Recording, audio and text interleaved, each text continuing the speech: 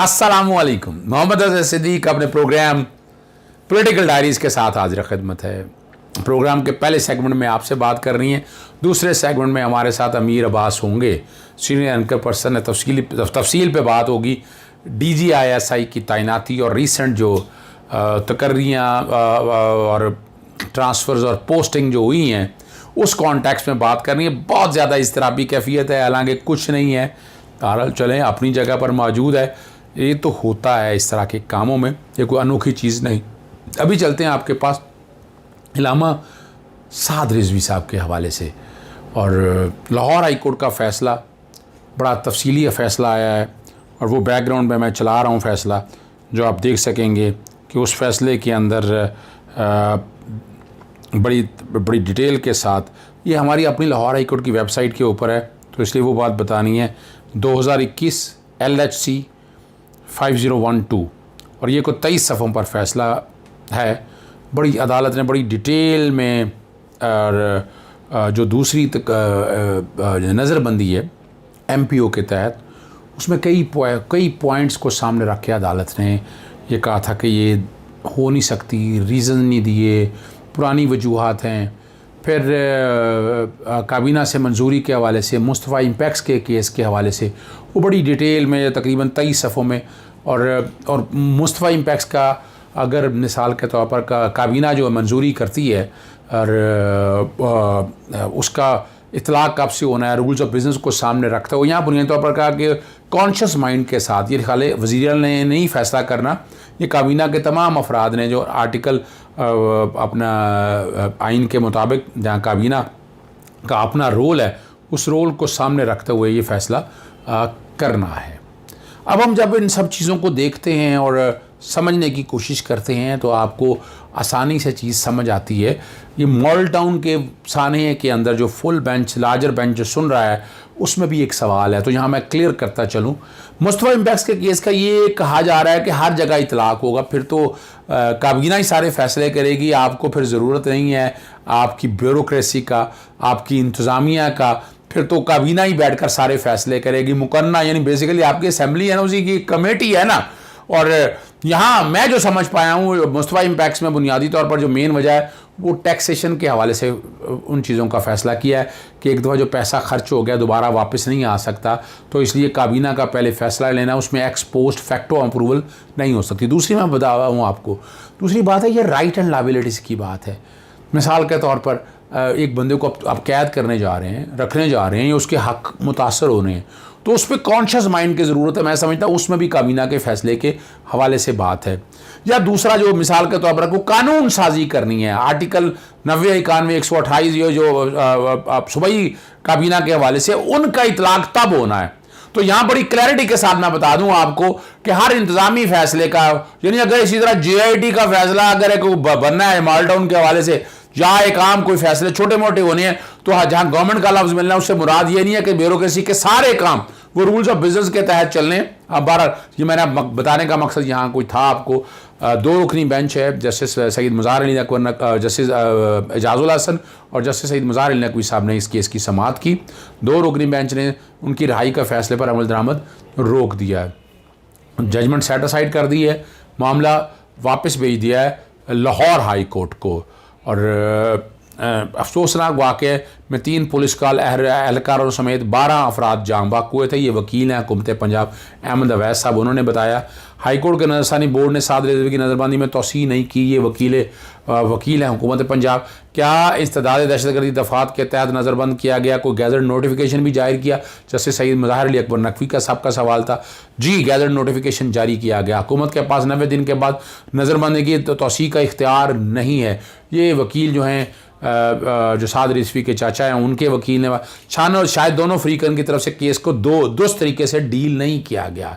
जैसे सईद मुज़ाहिर अली के निवास है, जो माजी में वाक़या होने पर आप उसे तो मानते हैं कि ऐसा वाक़या हुआ है, जब हंगामा हो उससे पहले कि साद रिजवी जेल में हैं। ये उनके वकील बुरहान मौज़म है, दोस्त हैं हमारे, उन्होंने कहा साद रिजवी बगैर किसी वजह से 6 माह में कैद में हैं, किसी के साथ ज़्यादती नहीं होगी, केस हाई कोर्ट को भिजवा रहे हैं, जो आपके मामला सारे को देख के आइन और कानून के मुताबिक 2 रुकनी बेंच के सामने ये केस कहा है लगाने का सुप्रीम कोर्ट ने।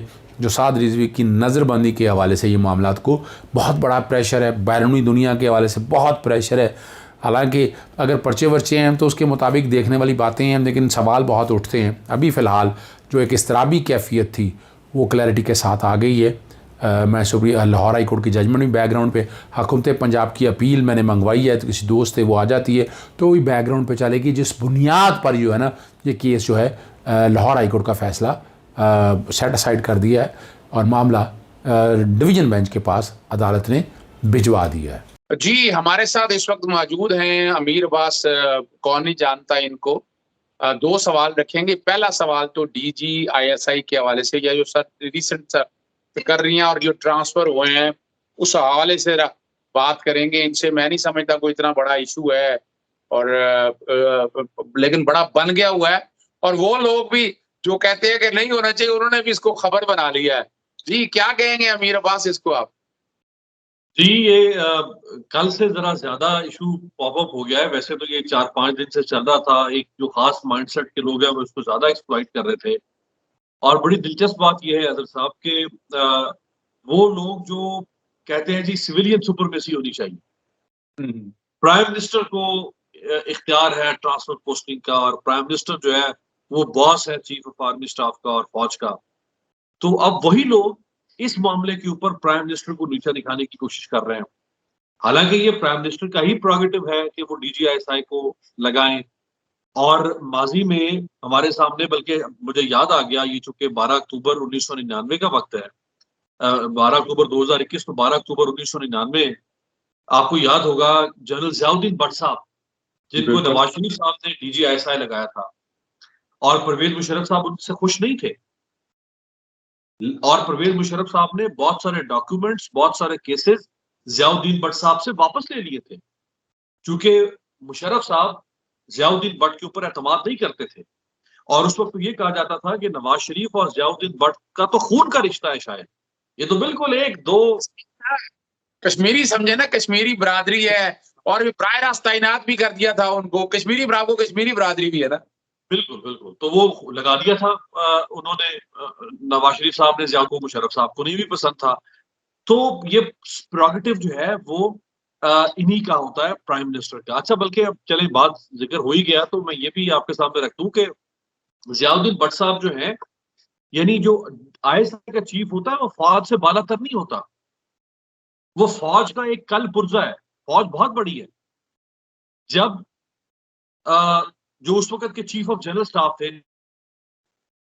उन्होंने एक्शन लिया, और 10 कोर ने एक्शन लिया, और 111 ब्रिगेड ने एक्शन लिया उस वक्त 12 अक्टूबर को। तो जब नवाज शरीफ साहब गिरफ्तार हुए थे तो पाकिस्तान का ये पहला वाकया है पाकिस्तान की तारीख का कि एक सर्विंग ISI चीफ को फौज ने अरेस्ट किया था। 111 ब्रिगेड के जो बटालियन कमांडर थे उस वक्त, उनका नाम कर्नल शाहिद था, मेरा ख्याल है कर्नल शाहिद अली। कर्नल शाहिद अली ने कहा कि आप जो है अपने आप को सरेंडर कर दें ज़ियाउद्दीन भट्ट साहब को। तो ज़ियाउद्दीन भट्ट साहब उस वक्त प्राइम मिनिस्टर हाउस में थे। तो भट्ट साहब ने कहा कि जी मैं आई एम योर चीफ, मैं आर्मी चीफ बन गई भाई, ये तुम कौन होते हो मुझे कहने वाले कि मैं सरेंडर कर दूं। तो जो कर्नल शाहिद थे बटालियन कमांडर 111 ब्रिगेड के, उन्होंने कहा कि जी आप कोई आर्मी चीफ नहीं है, आर्मी चीफ हमारे परवेज मुशर्रफ ही है। और फिर जो SSG कमांडोज थे जनरल ज़ियाउद्दीन भट्ट साहब के, जब उन SSG कमांडोज ने सरेंडर किया तो फिर ज़ियाउद्दीन भट्ट साहब को सरेंडर करना पड़ा और उनको गिरफ्तार किया गया। तो फौज बहुत बड़ी है। DGISI का एक अपना मकाम है, लेकिन आज आर्मी चीफ जो है वो जाहिर बात है उनका अपना एक सोच और फैसला है, वो इदारे के कमांडर इन चीफ है, और प्राइम मिनिस्टर का प्रोगेटिव है। अच्छा, प्राइम मिनिस्टर अगर चाहें तो वो अजहर सिद्दीक साहब आपको भी लगा सकते हैं DGISI। बिल्कुल सही। वो मुझे भी कोई जरूरी नहीं है कि उसके लिए कोई लेफ्टिनेंट जनरल होना चाहिए, कोई 3 स्टार 2 स्टार जनरल हो, नहीं, जरूरी नहीं है। हमारे पड़ोस में इंडिया में जो इंडियन सिविल सर्विस के लोग होते हैं, ICS के लोग, उनको लगा दिया जाता है। पुलिस ऑफिसर को DG जो रॉ का चीफ है वो लगा दिया जाता है। और हमारे यहाँ लगाया भी गया, बेनजीर साहिबा ने शायद लगाया भी था, एक अपनी मर्जी से इस तरह से इंतखाब किया था एक। तो इसको ज्यादा हवा मुखालिफ लोग तो दे ही रहे हैं, लेकिन हुकूमत ने भी इसमें एक वाज़ेह मौक़िफ़ कौम के सामने रखने में ताख़ीर की। आज जैसे मौक़िफ़ आया, आज कैबिनेट का इजलास था, कैबिनेट के इजलास के अंदर इस बात का ज़िक्र हुआ, प्राइम मिनिस्टर ने कैबिनेट को एतमाद में लिया। तो यही अगर एक मीनिंगफुल स्टेटमेंट गवर्नमेंट की तरफ से आ जाती कि नोटिफिकेशन क्यों जारी नहीं हो रहा और ट्रांसफर पोस्टिंग्स के ऊपर या अपॉइंटमेंट्स के ऊपर इख्तलाफ होता है, इसमें कौन सी ऐसी बात है? ये एग्जीक्यूटिव मैटर है ना, इसमें इतना इशू तो कोई नहीं बनना चाहिए। तो मेरा ख्याल है हुकूमत ने भी इस बात को बढ़ाने में किरदार अदा किया। बहुत जबरदस्त आपने बात कर दी यार, लेकिन हमें तारीख गवाह है कि हमेशा से आपको याद है कि आईएसआई को और अपना फौज को अपने अंडर करने के लिए बेनजीर भुट्टो क्या करती रही हैं, नवाज शरीफ क्या करते रहे हैं, और उसके बाद आसिफ अली जरदारी ने भी एक तरह से पुलिस की फोर्स बनाने की कोशिश की। तो शुक्र अल्हम्दुलिल्लाह के इन बातों में नहीं आए। हम बस जरा मुख्तसर साहब से चाहूंगा कि आज अपना 13 अक्टूबर है, सुबह 8 बजे हमारा ये प्रोग्राम इस वक्त चल रहा है। अभी मरियम नवाज का जो ड्रामा है, वो जो वीडियो ड्रामा है तो कुछ नहीं, मैं तफसीली बात कर चुका हूँ, उसकी कोई कानूनी और आईनी हैसियत नहीं है। आप क्या देख रहे हैं उसमें? मेरा ख्याल है कि मरियम बीबी ने, देखिए ना, आपको इस बात का पता था कि डीजीआईएसआई जनरल फैज हमीद आपके खिलाफ साजिश कर रहे हैं और शौकत अजीज सिद्दीकी साहब की जो उनकी जो बात से खिताब था, वो भी 2018 के इलेक्शन से 4 दिन पहले की बात है। 21 जुलाई की शायद बात है, 25 को इलेक्शन हुआ था। तो आप आज 3 साल के बाद ये दरख्वास्त दायर कर रही हैं इस्लामाबाद हाई कोर्ट में, एक मुतफरिक दरख्वास्त कि जी हमारे केसेस जो है वो दरअसल मनूवट केसेस हैं। यानी ये कैसा जबरदस्त काम है कि मुझे ना पता चल जाए। आपको अमीर अब्बास एक और बच्चों के हकायक सामने आने चाहिए। ये बड़ी जबरदस्त बात है कि तो बड़ा जबरदस्त आपने सवाल कर दिया। आप ये भी आ गया कि शौकत सिद्दीकी का इनके साथ पॉलिटिकली क्या ताल्लुक था। ये जो केस जिसमें ये बहस करना चाह रही है ना, अल अजीजिया में तो फैसला बशीर ने किया था, उसमें तो अरशद था ही नहीं। था ही नहीं। तो लेकिन वो बशीर क्यों? अच्छा, और वैसे अरशद ने तो खुद लगवाया था इन्होंने। हाँ, खुद लगवाया था इन्होंने। हाँ, अब वो अल्लाह ताला उसको जन्नत नसीब करे, उसके गुनाहों की माफी मिले उसको, लेकिन वो भी तो खुद लगाया, इन्हीं की ख्वाहिश पे लगा था कि इनको फेवर देगा, और उसने इनको एक केस में फेवर दे भी दी। ये हकीकत है। वैसे भी इसमें भी फेवर मिली है ना अमीर अब्बास। देखें, 14 साल की सजा है। अल अजीजिया हेवन फील्ड के अंदर अगर 10 साल की सजा हो सकती है, तो इसमें 7 साल की सजा की हुई है। ये भी अब यानी जुर्म अगर देखें, आप सामने रखकर देखें, क्वांटम देखें, तो ये सजा हुई है। यानी बुनियादी तौर पर इस स्टेज के ऊपर, यानी जब ये ट्रांसफर और पोस्टिंग करीब थी, तो जान के पाकिस्तानी फौज को मिलाइन करने के लिए ये कोशिश की, आप ये कहना चाह रहे हैं मरियम नवाज? जी, असल में मरियम बीबी को देखिए ना, मरियम बीबी, ये खबर तो आना शुरू हो गई थी आज से तकरीबन कोई 3 हफ्ते पहले, 3-4 हफ्ते पहले, कि फैज हमीद साहब जो है वो अब कोई कोर संभालेंगे और डीजीआईएसआई चेंज हो रहे हैं।